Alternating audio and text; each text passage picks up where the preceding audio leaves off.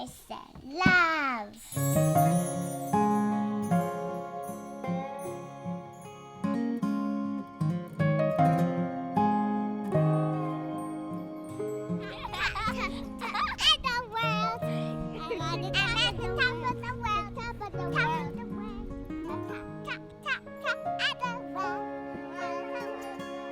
My name is Nikte in Mexico, and lion means a flower.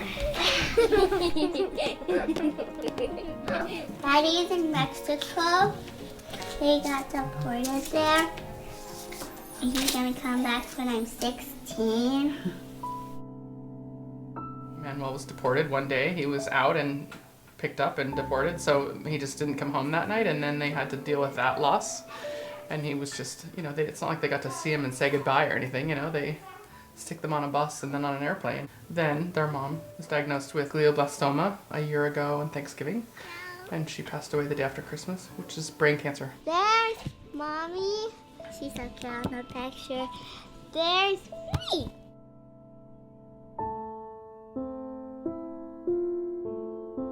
Nikte is the older one.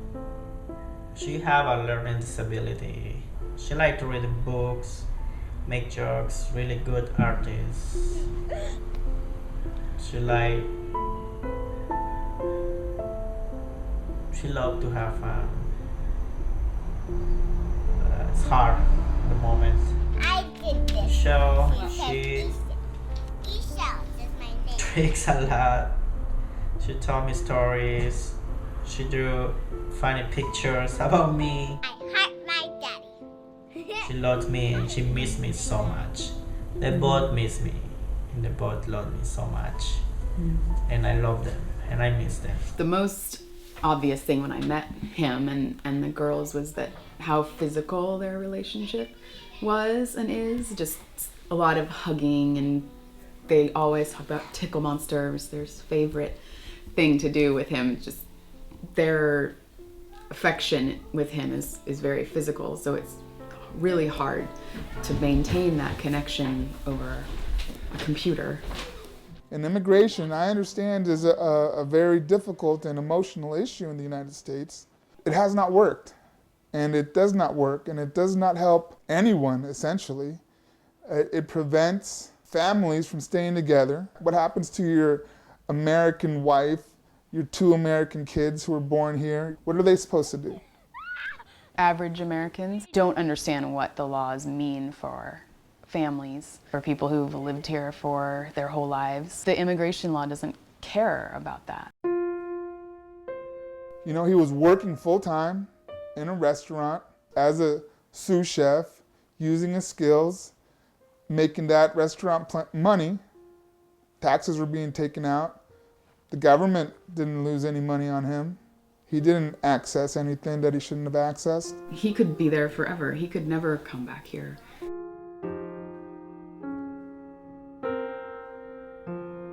Nikte is having a really hard time. She's not going to school.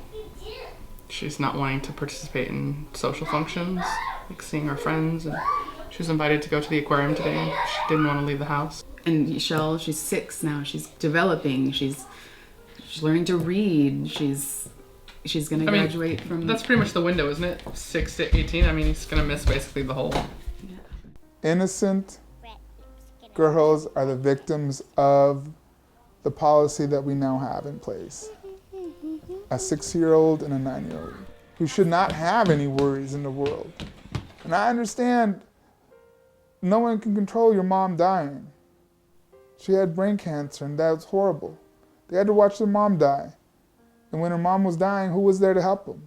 Their dad was not able to help them. He's not allowed to come in to visit his children. If their dad was here with them on a daily basis, I think it would go a long way to helping lower their overall sort of trauma, because, they don't really understand why he left or where he...